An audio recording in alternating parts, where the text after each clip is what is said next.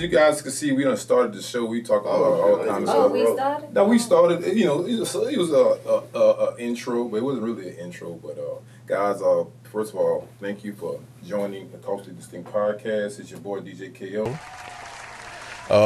It's a great day in Houston, of course. As you know, man, I like you guys to please subscribe to the show, man, because some of you guys hit me up in the DMs. It was like, man, how do I watch the show? Hey, digital is right here in your hands, okay? All you gotta do is go to YouTube, go to what is the other ones? TikTok and Facebookish and all them other ones. Subscribe to the show, man. For those who subscribe, thank you guys. Also, give a big shout out to my sponsors, 605 Adult Beverages, Red Coral Universe, and also I have a in-studio sponsor. Also my co-host for the day. She got a shirt on today. Got them voodoo sweets, you heard me? We got voodoo sweets in the building. Much love the voodoo sweets. I haven't tried them yet, but I plan on trying them this weekend and see what's popping. But but Amen. Yeah, how you doing? And first of all, hey, what's up, Consuelo? How you doing? I'm doing good. Good to see you. It's DJ KO? KO. Or should we say Adam? No, don't say my government. Oh, okay, don't no. say my government. It's too late DJ now. KO, my bad. DJ K, I didn't know. Yeah, KO. Let me know. Okay. It's all gravy. KO. Yeah, but anyway, guys, man, thank you for tuning into the show, man. We got a special guest today, man. As you know, we have some of the Houston's finest that come up here, and today this brother came up here out of his busy schedule, out of all the things that he's doing in his life that he's done. You probably have seen some work that he did, and we're going to get into it, everything that he did. These are some major collaborations this brother have done with some brands that you probably know. I'm going to name them right now. I'm going to miss some, but it's so many of them. It's like Nike, we got Moët, we got McDonald's, the NBA, General Motors, we got Reebok, we got Netflix, Marvel, and so on and so forth. And we're going to talk about more that this brother is doing, man. He's, I don't want to say your, can I say your government? Yeah. Okay. That's what they write the checks to. Because you got multiple names. You got Isaac. I call you Isaac. Mm-hmm. You got Chill. Mm-hmm. And I can call you IYO Visuals, right? Yeah, I mean, IYO is really our company. Okay. IYO is our company, but yeah, I mean, man, whatever you want to call it. All of them checks gonna clear. I got all you. I got my man Chill in the building. Yes, sir. Yeah. Yes, sir. Chill in the building. What's good, brother? You had me saying that all day. Man, I'm good, bro. Happy to be here. You know, feeling real good. Just came off 2-3 really dope projects, and so man, we ramping up and getting ready for 2025. So That's dope. That's dope. I want to get started, man. I want to first ask you, man, as a young black man, right? You know, there's many things that we go to school, and you know, the first thing the first grade teacher tell us, what do you want to be when you grow up? Mm-hmm. A lot of course, you know, the first thing is ball player, doctor, lawyer. You know, the cliche answer. But you became a movie director, right? A visual director, a creative. How did that even start?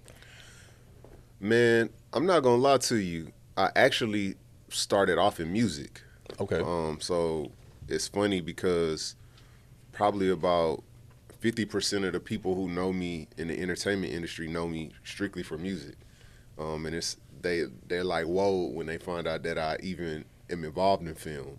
I started off, I actually went to college for music. I graduated with a degree in recording engineering from Full Sail University, and I went back and got my bachelor's degree in entertainment business. So for me, my parents really believed in me early on. I was producing and writing for a lot of really dope artists very, very early on, like as a teenager. And so they knew that was my gift, and they knew I was passionate about it most importantly, and that I was putting in the work to kind of like, push it forward. And so, man, my mom, I give her all the praise and glory because she really just, held it down in the trenches. Shout out, Mom. Yeah, shout out Mama Sheila. And so, yeah, I mean, and then long story short, slowly that transition from me doing music, I was producing and writing and engineering for, some of the biggest artists in the game, Beyonce to, Chris Brown, Bun B, to all of the H-Town legends, all of the H-Town legends, Slim Thug, Zero, Scarface, et cetera, et cetera, et cetera. Ended up producing and writing on some really big records. You know, had a really big one with SZA. Then I did Zed in the middle with Charlie XCX, and that one really went crazy. That record now is like 6 or 7 times platinum. Oh wow. And so during that whole process, though, I always had artists that I wanted to help uplift and produce and write for. And so we were just talking about this off camera, like necessity, creates creativity. And so for me, I didn't have the dollars at the time to be paying, dozens of thousands of dollars for music videos. And so I was like, man, let me pick up this Canon 5D. Right. and figure it out. You know what I'm saying? And so long story short, that turned into, a bigger thing, and people start asking, like, yo, who shot that music video for this artist? And I went by IYO because I was just like, man, I'm going to just put another alias name out there. And, you know what I mean? Because I didn't want people to, like, it's kind of like, it's kind of like if LeBron was like, man, I'm an amazing R&B singer. And he actually could be an amazing R&B singer, right? But we going to be like, bro, you LeBron. Right. Oh, you trying to sing now? Right. You know what I mean? Right. People not going to take it, like, all the way serious. And so I wanted people to, like, A, take it serious, but then B, I kind of I wanted to separate the two from music side. So, man, it started picking up. I started just throwing a little IYO Visuals tag on the front of some music videos. People start asking who's doing this, and then all of a sudden I ended up doing a video. I think one of my first biggest videos was with Paul Wall and Papa Roo. And man, when that one came out, I got more people. And then my first really big one where I got a real check, got a salute to my brother Kirko Bangs. And we had been working on the music side for a while. Right. So we already had a connection, you feel me? So he trusted me, and he had a big record with him and Fetty Wap. And man, and he let me direct that music video. And I remember specifically, man, like, the label didn't really want to pay me because they was like, who is Isaac Yeoman? Right. You know what I mean? Yeah. And so it was funny because, like, all the label people saw that, and shout out to my boy Salim Bob. He really believed in me, and he was like, man, I'm gonna give you a chance. It's a big record. This was his single at the time. And man, that joint came out at the time. World Star Hip Hop was, booming. Yeah. And man, I think that thing had like, 4 or 5 million views. Oh, wow. And went crazy on YouTube. And after that, it was just labels was just calling me, like, wanting to do music videos. And then that went from me doing, videos for a couple $100 to, several thousand. Right. Yeah. Beautiful. So the opportunity, because like you mentioned about the opportunity in the industry, do you think was it hard to get into? Like, in terms of, I know you say you was doing the music side. Yeah. And then we switched over to the visuals. Was it kind of hard to? It was. Okay. I think the point that I was just telling y'all, like, people kind of didn't really, they saw me as a musician. You feel me? And so it's like, they saw me as a musician, the producer, the writer, the engineer. That's how they knew Chill.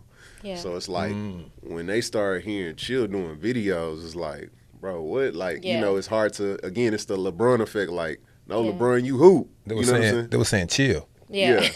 Yeah. People put you in a box because they can't conceive, themselves doing more than one thing. Like, people are very, like, and I get one-dimensional. And I get it. You know what I'm saying? Like, I understand, like, if somebody that I've been working with for years, and then all of a sudden they say, hey, I'm doing this thing. You know what I mean? They look at it kind of like a newbie thing. So I just understood from the music industry, just like a new artist. Yeah. Man, I gotta put in work. I gotta put in work. And one thing that I always preached to artists was like, in every single city you go to, people gonna say in that city that, man, my city don't rock with me. But the way your city rock with you is when other cities start rocking with you. Right. Yeah. And I knew that because as a producer and a writer, I've seen artists go, and fall, and go, and get, some people get Hollywood, but then I always be like, you gonna transcend at some point, you know what I'm saying? And so, or descend rather. And so, like, I know that, you know what I mean? That's with anything in life. And so for me, it was like, man, let me get up and get active elsewhere. And then when I started moving around and going to Atlanta, and I started going to New York, and then I started going to LA and they start seeing other people rocking. They're like, oh, okay, he's serious. Yeah. You know what I mean? And then then the music video game just, you know, I just really started hitting it hard. You know what I mean? And then I did this one big music video with Akon. Shout out to my brother DeMarco in Runtown. And I want to say that video now is almost 50 million views. Oh, God. Wow. It's crazy. And that was a big international record. And I think when I did that one, even the people from the crib was like, oh, yeah, Well, you sound like you diverse because you mentioned that album, then you mentioned the one with Charlie XXX. Yeah, XCX. XCX. Yeah. And isn't that a EDM? Yeah. Pop EDM type Yeah. artist. So you know, most artists can't diverse Cross the themselves. lines. Yeah. I would say, man, early on when I first started, it definitely was mostly hip hop and R&B. Okay. You know what I mean? That I was producing and writing. But as time went on and time progressed, I definitely knew that, you know, my creativity wasn't in a box. And I knew that, you know, I could do more than that. And I always, you know, I always thought outside the box just in general. And so it was, you know, the Charlie XCX one was, like, I did a record with, you know, Beyonce, and that was a big deal for me, right? Especially being from Houston. Big deal for everybody. Oh, yeah. Beyonce, come on, man. Yeah, for sure. Like, that's a big deal. But honestly, the one that felt like the most rewarding was the record with Zed, because it's like the circle I was in, you know what I mean? It was like, and I'm from the H, it's like, okay, Beyonce, that makes sense. Like, he doing it at a high level, he from the H. But that Zed record with Mary Morris was like, oh, nah, he done crossed over and really took it to a whole nother level. You know what I mean? And so that, for Your me, perspective is different in other people's eyes when you cross over. Yeah, for sure. And so for me, and it showcased that, you know, that my creativity musically wasn't monolithic. You know what I mean? Like, I'm not just, you know, in this thing of specifically doing R&B and hip hop. You know what I mean? I can make more than just rap beats. Right. You know what I'm saying? I could write more than just rap hooks. And so for me, that was a big deal, and that was the most rewarding, because the Beyonce one was a big record, of course. Like, you know what I'm saying? It's Queen Bee. Right, absolutely. You know what I mean? But it's like, that sound was something that still was kind of synonymous with the stuff that I was already producing, writing, and engineering. You know what I mean? The Zed one was like, and I had been doing those type of records and been trying to get placements and been trying to cross over to that pop side, and I just didn't get the opportunity. So Charlie XCX, she came in town, we working on a bunch of things, and then the Zed record came in, and let me ask you this. History. I want to ask you this, because I know we could get into the music and talk about the music, because I feel a passion in it. In terms of your eye, because I know you say you was a writer. Yeah. But most directors with any visuals got to have a certain eye. For sure. Like you can see a Quentin Tarantino video, you know it's Quentin. Right. You know, you can see Larry David or whoever. Spike Lee. Like the moment it comes on, you know that's it. Right. So your eye, where did you find your eye? So funny enough, I know you transitioning from music, but everything for me is rooted in music. Okay. Yeah. And I'm gonna tell you why. I'm a songwriter. When you're doing movies, you're writing scripts. So for me, the fulfilling moment when I'm writing a song, if Swella got a record and I'm writing it and I hear her sing it, that bring me joy. Like it made me feel like, dang, like I heard what I sung on this record as a reference and an idea, or that I wrote on a piece of paper, and this quote unquote this music that I made turned into a song. When you think about a film, it starts off with what? A script. Correct. You know what I mean? And so it's like the script, and then for me it's like the cinematography and the production around it, the images is like the music. So you get the music, and now I got the artists, which is the actors, and you put them together. And if you think about, like, really my most successful projects thus far have been centered around music. Memory Builds the Monument, that's on Paramount Plus, is about a music venue, Club Matinee. The DJ Screw project right now that's set up with Sony Pictures is about music. You know what I'm saying? And then every project that I've done, even following that, you know what I mean, is all of the music. I'm hands on. I choose all of the music. So You do the score? yeah, do everything. Wow. So like, You getting all them checks, man. Hold on. yeah, for sure. You getting production, writing, credit, everything. For sure. But like for me though, like even when I'm editing, like even when I'm coming up with a treatment for, I just did a new film, man, I always rooted in music. Like I literally have music, pre-existing like set music. Like this is the vibe I want for this scene. Because what I understand in film is that sound and angles, camera angles evoke emotions. Yes. Absolutely. Right? So different ways that you shoot create different emotions. You know what I mean? And not to get too technical, but it's like for real. Like that's why like Barry Jenkins is one of my favorite directors, because he does these like beautiful portrait shots, and when it's just like boom up on your face, it's like it creates this emotion. Now it's like you in their mind. Right. Yeah. You know what I mean? Tarantino, when he do that low angle, the person who you looking at feel big. Yeah. You know what I mean? When you do the high angle looking down, the person feels small. Right. Camera angles, and then when you match that with music, then it creates, a emotion. You know what I'm saying? So, yeah, man. I mean, how I operate is how my mind operates like a producer, a music producer, a songwriter, and an engineer, even in film. Is weird. You know what I'm saying? But I mean, my eye is definitely, I try to be different and stylized and always just trying to push the boundaries. But I think the creative angles and the creative understanding what the angles and the shot compositions evoke as it relates to emotions is super important to me. You're a player coach. What I mean by that, you play and you coach, so you see it from both angles. See what I'm saying? Yeah. That reference, because I used to coach a long time ago, so like a player could see it from the field, but as a coach, you remember as a coach what was going on. So if a player does something, he's like, okay, I see why you did that. Yep. It's the same thing, similar. For sure. Let's talk about that biopic, DJ Screw. That was a monumental piece of work that you did. First of all, much love to DJ Screw, legendary in Houston history, things that he did, created the music scene, everything around it. What was your thoughts going into that? Did you know that it was going to be as iconic as it was when you shot it?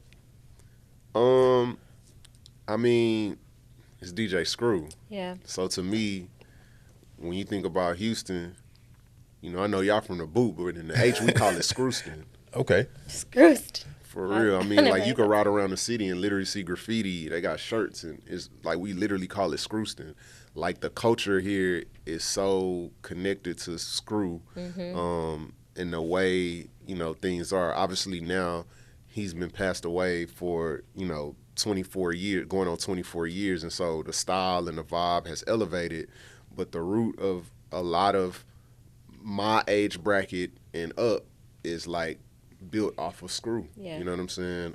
So I was a real Screw fan. You know what I'm saying? Like real live at the Screw shop, really at engulfed in the culture. At King's Flea Market, getting a little jewelry from TV. From King Johnny. From King Johnny. Oh wow! From King Johnny. Yeah. King's Flea Market. Before, not the new one, the old one. Yeah. With the arches. With the screw tapes. Yeah, you know what I'm saying? And so, man, I just knew that whatever I did visually with that, it had to be different. Again, because I knew, people probably would have expected it to be a certain way. And I wanted to just, have my voice and tone and feel on it and just make it feel different for, like I said, the new vibe and energy that Houston has. And just through my eyes. And honestly, it's a visual tribute. It was never meant to be a movie. It was never meant to be. It was meant to be a proof of concept, and it was a visual tribute for him. To celebrate his memorial. Right. And so, I collaborated with his family, his sister Michelle Wheeler, and his brother Charles Davis, and my brother D-Rec. We really, was hands-on, just really want to see something come out to celebrate Screw, because nothing visually at a high level had came out to represent such an icon. You know what I mean? He's impacted so many people, and if you from Houston, there's no way that, you know what I mean, you weren't. If you're from Houston and you're in the industry, everybody. Yeah. Yeah, you were. I mean, I'm from Louisiana, and it for affected sure. me. I grew up in Lake Charles, so it's Right. Yeah, close. I mean, it ain't even Houston. If you from Yeah. Texas, Yeah. Right. Yeah, like that's for true. real, Yeah, like that's true. it's real. Like if you go down to Austin, San Dallas. Antonio, Yeah. man, listen. My SA partners in Corpus Christi be coming down harder than people in Houston, for real. They Right. really for real about, you know what I'm saying, that Texas screw culture. So So I had a conversation with Consuela the other night, and we was talking about creatives in the South, and because we was having an in-depth conversation. You know, of course, I'm gonna defend the South because I'm from here, but at the same time, I had to agree with her because she had some good points. Well, I'm from the South too. I just have lived so many other places, so I have I don't know. Sometimes I could be devil's advocate when it comes to certain things. where are you live? Everywhere, not everywhere. On the major markets. Yeah, I've lived in New Orleans. I've lived in Shit. I've lived in Charlotte and Atlanta, kind of almost at the same time. Okay. A little while in New York, but not as long as I would have liked Chicago and LA. What you like so much about New York? I liked it a lot. I wanted to stay, but I just didn't at the time. I wonder because I lived in all the these South. places too, so I'm trying to calibrate with you. I mean, the energy in New York. It's New York. Come on. And if you're in the industry, that's where you Okay, need I to can be see that. at certain times of your career. See that? It helps. It's dirty as hell though. It's very Yes, dirty, indeed. which is why I'm grateful I didn't stay. You see what I'm saying? And they never sleep. Because I went from there to clean. Ain't no clean amount of Charlotte. homelessness in Houston gonna ever beat New York. Oh no.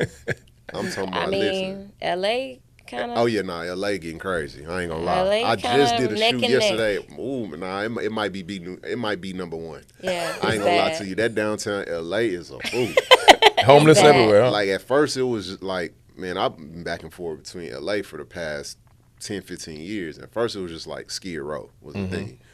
Man, now it's like every block is Skid Row. Like every it's- block. it's- Even in it's- the valley is bad. Yeah. It's, Wow. Yeah, it's like, bro.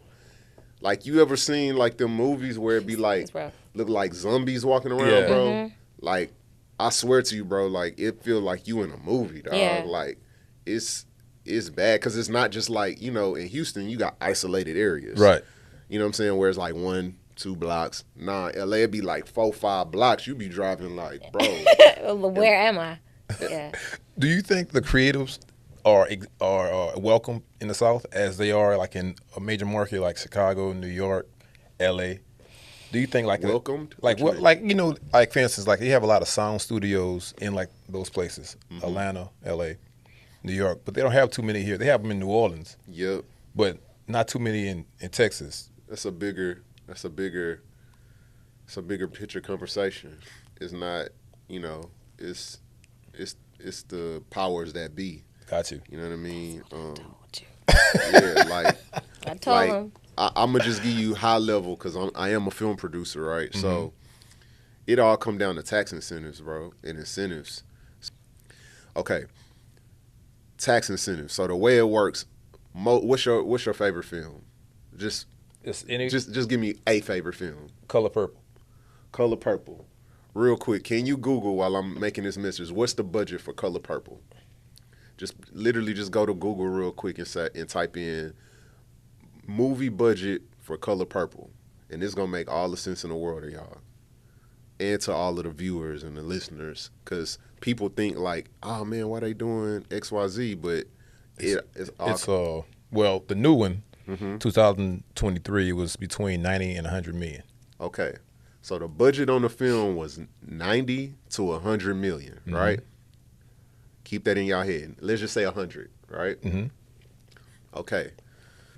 In the state of Texas, we have a cash rebate program, which is great because that means if I do a film for $100 million and I go through all of the proper paperwork, the state of Texas Give you some money back. has a 20% tax incentive. So that means if you got the color purple and you come to Houston, Dallas, Austin, preferably Houston, right, and you spend $100 million, then and there's rules for the tax incentive, right?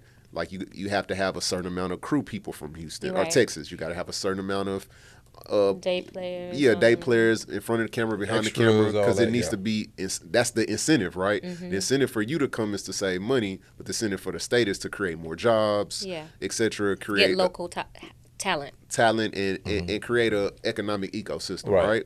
And if you bring in $100 million to Texas, then that's good for Texas, right? So 20%. This year, I think they just recently raised it to 22, and if you bring on somebody from post-production, you can get a little extra. So it's somewhere between 20 and 23%. So let's just say on a $100 million movie, to make the math easy, that means I'm getting $23 million back. Back, yeah. Okay. Right? That's a lot of money. That's a rebate, yeah. That's a lot of money. That's a lot of money if you come. But check this out. Guess what Louisiana's is? 40. Ooh. Okay. That's why so many films are there. Oh. So it ain't got nothing to do with Texas versus Louisiana or what's better. It's business.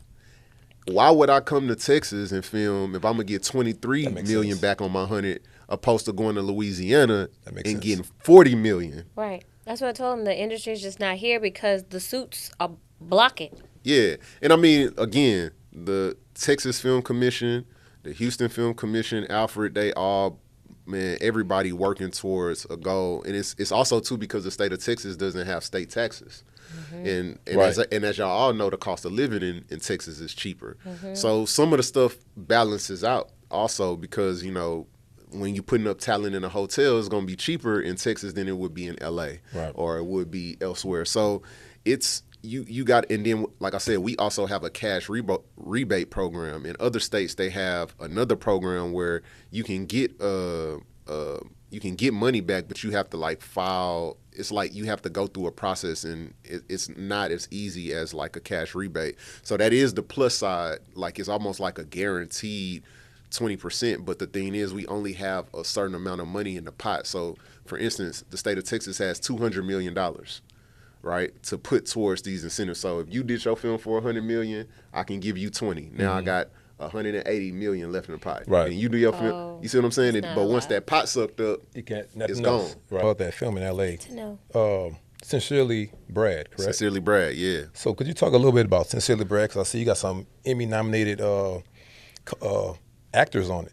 Yeah, man. Salute to my brother Patrick Walker, Cynthia Carmona, got Veronica Dash in it. It's gonna be dope, man. I can't say too much about it, but it's a very, very interesting piece centered around a black astronaut. That's all I can give y'all. Oh, wow. Yeah. So who wrote it? I did. Myself, and I brought my brother Greg Callie in. He put some extra sauce and seasoning on the end of it, and we came together and made a really, really dope story, man. So I'm excited about that. It's the first project that I've wrote since I wrote the All Screwed Up visual tribute. So it's a big deal for me, kind of as I move forward in my journey. Dope. So I want to, I know that you work with multiple brands. Yeah. Right? And in our community, the black community, you know, most of us love Michael Jordan. Facts. Like, he's like the greatest, all time or whatever, right? It's God, Michael Jordan, then your pastor, right? I see that you directed some stuff for MJ. I'm from the new generation, though, bro. You can't, we can have this GOAT debate right now. Oh, come on. No, we can't do that right now. I mean, the king is kinging, bro. Right, yeah. I mean, you know what I'm saying? It's about time. Like, I mean, listen, man. Shout out to LeBron, bro. Must love LeBron. Shout out to LeBron, bro. I don't want to have that debate right now. Look, hold on. We're just going to do this. All right, go ahead. Off the court. Okay. This is why LeBron is my GOAT. Okay. Bro, I don't care what nobody say. Bro, a video of your kid like this sitting with you and you got your son into the league and y'all playing on the same team, bro. Yeah. Oh, that's awesome. As a black man. That's awesome. And as a black dad. Yeah. LeBron ain't never had no scandals. Him and Savannah, he is like literally like the new Millennium Huxtables. Like they are like a very great picture of how A black family is. a black family Supposed to be. or supposed to be. And I'm Yeah. sure they got their flaws too. Yeah. Of course. Of course they You do. know what I'm saying? You live in LA, man. Come on. Yeah. but That's I digress. But man, I mean, I love, you know what I'm saying, what he represents, and I love how like even the way Bronny is showing up, like, you know what I mean, like not really adhering to the things of the pressure, noise, yeah. to the noise, like that lets you know bro was raised right. You know what I'm saying? Absolutely, Regardless yeah. of how he played, You could tell the house was solid. yeah, regardless of how many buckets he put up, his mental, Yeah. he ain't folding. Yeah. Right. You know what I'm saying? right. Like, and he really, and so like for me, like, man, I really love that about LeBron and everything. And then just all the things he's done and created so many other opportunities for people from Spring Hill to, Yeah, Spring Hill's doing some great you know what I'm saying? things. Like, bro, helping first-time directors and all of that. You know what Yeah, I'm that's saying? dope. But, of course, bro, I grew up I'm an 80s baby, so of course I love MJ. You know what I'm saying? Definitely, You got you the know. colors on, matter of fact. Yeah, man, come on, bro. Chicago in the building. Yeah. And I love Chicago. And I love Jordan Brand. You know what I'm saying? They one of Yeah. our clients. So Yeah. we So I how was gonna wear my Jordans tonight, but the bottom kind of they old. My Okay. threes they fell. It's a long story. okay. The sole is like completely old. The soul ain't got Like, no what soul. happened? Yeah, get some new ones, baby. I started walking. I was like, ah. Anyway, let's move on. The threes became a 2.5. Right. 1.5, right? So, no, how was it working with the Jordan brand? Because I know that's like a lifetime dream just to even be associated with Jordan. You know what I mean? Bro, it's Michael Jordan, bro. And the piece I did was so legendary about it. Is this the iconic patent leather breads? Oh, wow. So everybody know them black and red patent leather breads because they made the Space Jam version of Yeah. them, right? So they just came out with a new. I can talk about it now. Okay. Because Don't tell nobody. Don't tell nobody. I'm trying to get them joints. Nah, you can't get them because they women's only. Man. What? Yeah, you remember the breads, right? The patent, Yeah. all black and patent leather ones. They all velvet, Black. What? hard, They super all hard, black. Black velvet. all or- black. They look just like the patent leather ones, but they all velvet. Wow. Yeah, fire. So it's new women's collection, and so we I wear a 7.5. I send that up the ladder. Black. I send that up the ladder. Praise God. But nah, man, I mean, man, working with Air Jordan, bro. I know, man. That's amazing. Like that's crazy. You know what I'm saying? Like, man, it's just my life, bro, in the last, you know what I'm saying, 2-3 years just been a whirlwind, and I honestly feel like it has been a reciprocation of all of the good karma that I've put out into the world. That's good. You know what I'm saying? It's like I literally can only like give God the glory because it's like, bro, what? Like Jordan? Yeah. Jordan. Like man. Michael Jordan. Yeah. Like, it's crazy. You know what I'm Same saying? conversation, yeah. I used to collect Michael Jordan collector's cards. Right. You know what I'm saying? That's like how much I wanted to be close to Jordan. Who didn't want to be like Mike? Right. You know Yeah. what I'm saying? I did. Can't So- play a lick. So to be able to direct a piece for the Jordan brand is major, and with such an iconic shoe and a new flip and highlighting women, man, it was just a win-win all the way around. So Yeah, that's dope, That's man. beautiful. That's like a lot of children. You know, they looking at that. It's like, man, you are living out the dreams that you never thought you can, inspire. You know what I'm saying? Inspire. So that's dope. So we're in Houston, and Yes, sir. And we just had actually the only player in the Texans history. Yeah. To get to the Hall of Fame. I see him all the time. He be at, Tipsy. I see him all the time. He at Tipsy's all the time. Shout out to Tipsy. But you shot a Hall of Fame, what would it, a short story? Would it it's be? like a short tribute. For Andre Johnson. Shout out to Andre Johnson Yeah. for making it to the Hall of Fame. And I Yes, seen sir. it. It was dope, man. What was the work behind that? Man, let's just first start off with Andre is the GOAT, bro. No doubt. You know what I'm saying? Real And deal. on the field and off the field. Yeah. You know what I mean? He's a good dude. Man, great dude, bro. Like, so humble, like, you know what I mean? Bro, he's one of those people, bro. It's like about 5 to 10 people that if people say something bad about them, I'm like, bro, you just a hater. Right. Like, you know what I'm saying? Yeah, like, Paul Wall, bro, Paul Wall ain't got a mean bone in He's his so body. sweet. That's my dog, bro. Like, if you hate on Paul Wall, you just a hater. Yeah. Slim Thug, bro, if you hate on Slim, you just a hater, bro. Because it's like so many, like, these people don't want no problems with, and they so cool and humble and down to earth. And you know what I mean? Like, so Andre, for me, man, is definitely one of those people. Like, bro, like, his heart and his intentions are just so pure. Even if you go back and look at his, like, during this process, I went back and looked at, like, the Texans and the NFL had sent me, like, a folder of, like, his highlights. Mm-hmm. Bro ain't never, like, I ain't seen not one clip where he caught the ball and did some crazy, like, first down. Or Nah, he ain't never really danced in the end zone. Like, he was just locked in. Business. Let's get it. Yeah. You know what I'm saying? And that's, in the way he played on the field is so synonymous to how he is in real life. Mm-hmm. You know what I mean? Like, he cool as hell, like, gonna laugh and kick it with you, and he just chill. You know what I'm saying? And so, man, like, you know, I got a lot of love for bro. You know what I'm saying? And so, you know, when you dealing with an organization like the NFL and the Texans, it's a lot of, you know, things you got to navigate through. Yeah. And so, A lot of levels.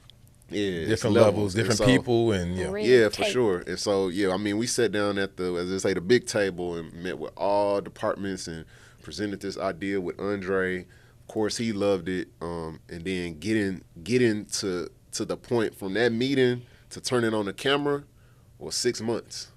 Wow. You know what I'm saying? Okay. And so, like, it was just a challenge. So, you know what I'm saying? Shout out to my brother Maurice Elrod, like, really fought for me. Man, we made it happen. And I think the root of it all, which is why I established this whole conversation with who Andre is as a person, is it was all rooted in everybody just want to show up and show love for Dre. Just because they know who he is on and off the field, and bro, just a good dude. Yeah. He'll never really want no shine. He ain't never tripping. Right. You know what I'm saying? And so, like, for him, like, to, you know, kind of step outside his comfort zone, and, like, you know, I'm giving him scripted lines for him. You know, like, Dre ain't never, to my knowledge, he ain't never did no commercial with no brand. He don't talk. Oh, wow. He literally don't talk. Yeah. Like, he never talk. He's like, what's up, bro? That's it. So to have him do a commercial and actually do something scripted with me and trust me to, you know what I'm saying, tell that story and highlight him, and ultimately for him to be able to have a piece that he could show his children and his children. You know what I'm saying? That mean a lot to me, because it's like, now the work that I've done, man, is like historical, because it's like this gonna go down in generations for his family to be able to look back and be like, hey, my dad was that dude, you know what I'm saying? And this looked dope, you know what I'm saying? Like, so, yeah, it was a real humbling experience, man. The Texans showed up and had a lot of hospitality for me and my IYO team. So salute to the Texans, and yeah, man, we excited to have done that for sure. That's dope. Congratulations. That's dope. Yeah, congratulations on that. Appreciate it. Last question, man. Who do you want to work with? That's what I was going to ask. Look, matter of fact, I didn't answer that question. Consuela asked the question. I want you to already ask asked. Who would you like to work with? No, seriously, like you've done some solid pieces thus far. You just finished a film, but who would be the coup de grace? You know, the top of your list. That's tough. Or a top 5. Top 5, I can give you a top 5, because the top is tough. One of the people who is definitely in my top 5, and I've actually already got a chance to work with her, but I definitely would like to work with her again at the level that I am at now, is Ava DuVernay. Oh wow. Yeah. Heart of gold, man. But solid, and she gonna stand on business. And man, she took a liking to me, and she, you know, we did a piece for her and her company Array, and she brought me back on to direct a piece. And so forever grateful for Ava for just even giving me the opportunity to be like filming something that she directed. Like, what? That's crazy. But for people who I haven't met, say Ron Coogler. Okay. That'd be dope. Ryan is dope. Bro, Ron just feel like the most authentic director that I've ever, like, man, I faithfully, like, tune into, they have a podcast called In Proximity. Faithfully tune into it, and, like, just the way he articulates himself, he's smart. Yeah, he's very smart. But he also, like, he from the Bay. He from the Yay area. Yeah. You know what I'm saying? And, like, he ain't trying to hide it. He ain't trying to, like, put on the front and try to sound all proper. And, you know what I'm saying? And so, like, you could tell he really rooted in the culture. And so, I just feel like our two personalities, just from everything that I've seen and heard, I feel like there'll be a really dope connection. And he feels like one of those people who, if it's genuine, he gonna rock with you. Yeah. So Ron Coogler definitely on the top of the list. Third, I'm gonna go George Tillman. George Tillman just goated. I mean, he got one of my favorite films of all time. What film is that? The Hate You Give. Yeah, The Hate You Give, yeah. That film crazy. That movie made me cry, man, at the end. Yeah. Bro, that's a great film, and it's crazy because, like, the storyline ain't just like some out the blue storyline. It's like a storyline that we know and we've heard of, but it's just the performances and the way he directed it and the way it felt. And that was a great film, bro. Yeah. Like, that was amazing. I mean, and then his resume all the way back to Notorious, and Yeah. I mean, come on, bro, it's George Tillman. He one of them ones. Definitely Barry Jenkins. Yes. I mentioned him earlier. It go without saying. And I think there's so much synergy there because on Moonlight, I want to say like about 40 to 50% of the movie was chopped and screwed. If you listen to the music in the back. Oh, really? Yeah, and he did that purposely. And I want to say he was involved in some type of music project that had to do with like something chopped and screwed. Like he just very artistic, eclectic. And then 5, man, it got to be a tie. A 5A, 5B, right? Yeah, 5A, 5B. And they really ain't an A or B because they really both legends. I'm going to say Pharrell. Okay. Yeah. Because Pharrell just, man, he just out the box. He remind me of everything that I stand for and going against the norm. You know what I'm saying? And just wanting to be different. And then, no, this might sound corny, but Oprah, bro. Oprah Big is O. never corny. Right. Big O. That ain't never corny. Listen, Big O, man, I don't even got, that's one of them, that's one of them no caption needed. Yeah. Yeah. Right. Oprah. Oprah. That's it. That's Oprah. it. Say less. Yep. Mama O. Yeah. That's dope. That's a good list. Yeah, that is. Very, very fine list. Well, you know, this is the funny thing. And I tell everybody that come up here that ever say, you know, the things that they want to do, things that they wish, and they come up here, I don't know what kind of synergy it is. I don't know if I'm just covered by, you know, the divine spirit of God. I don't know. But things happen. For sure. Like it happens like fast. Yeah. Yeah. So I say, man, look, it's going to happen. Yeah, man, it's power in the tongue. It's power in the is. tongue, man. What you put out into the universe is what you get back. So Absolutely. I'm speaking that all into existence when the alignment is and the time is right. Absolutely. And the universe and God gon' link it right on up. You know what I mean? believe it. Exactly how it's supposed to be. I already know it. Yeah, Consuela, we come see you. How you doing? Guys, look, man, Y'all look. see me. Y'all gonna see me. We gotta get out of here though, man. Consuela, you got something? You got anything? I want to know what you got with these shoes doing. Oh yeah, shout out Premium Goods. Yeah. Premium Goods. Jen, Arvy, what up? That's the gang. I just did a new piece with them in Adidas. It's their brand new one-on-ones, and I got Premium Goods socks on. Look at that. I'm repping for the gang. Again, I wear shoes. 7.5 in women's and men's 6.5. Yeah, shout Those are out dope. shout out to the Adidas family, man. 3 Stripes gang. Yes, sir. They dope. That's You know, beautiful. Adidas, they changed it. Well, you already know why they changed their game because of Kanye, but that's a whole nother story. You know? He's with Nike now, but I ain't talking about that no more. Wait a minute. Guys, look. We got to get out of here, guys. So look, And I ain't in it. right. So Isaac, look, if anybody wanted to get in contact with you, how can they get in contact with you on anything? Yeah, my social media, my personal one is Chill Vibes, spelled just how it sounds, ChillVibes, and all of our company stuff, IYO, is the IYO Collective, so IYO Collective. And yeah, man. Dope. Consuela, how can they get in contact with you? On social media, my personal is Sweet Suella, SweetSuella, and my business is Voodoo Sweets, VOODOOSWEETZ. I need a shirt. Voodoo Sweets, baby. Yeah, I this is a very old shirt. I'm gonna have to get some more printed, so Yeah, I'll do one. and get some little pop-ups going in Houston. Where you going to today? You look good today. Oh yeah, Yeah. Thank Shit. I'm coming here. I'm coming to holler at y'all.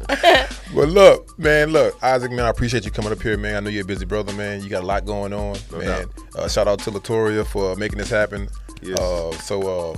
Man, look, all love and blessings to you, brother. Appreciate it. You know what I'm saying? If you see Isaac in the streets in Houston, but you don't be outside though. You might be. I be inside. Yeah, you I'm a be. straight square. I ain't gonna lie to you. I be inside. You might catch him on Rodeo Drive. I'm just saying. So, guys, look, we gotta get out of here, man. I'm this DJ KO, host of this Stink podcast. Y'all know where to find me, man. Look, tune in, tell a friend to tell a friend, tell a friend. Shout out to my sponsors. Much love to everybody, man. Look, I love you guys. I love you guys. You can't do nothing about it. Peace out. Amen. Hey. That was good.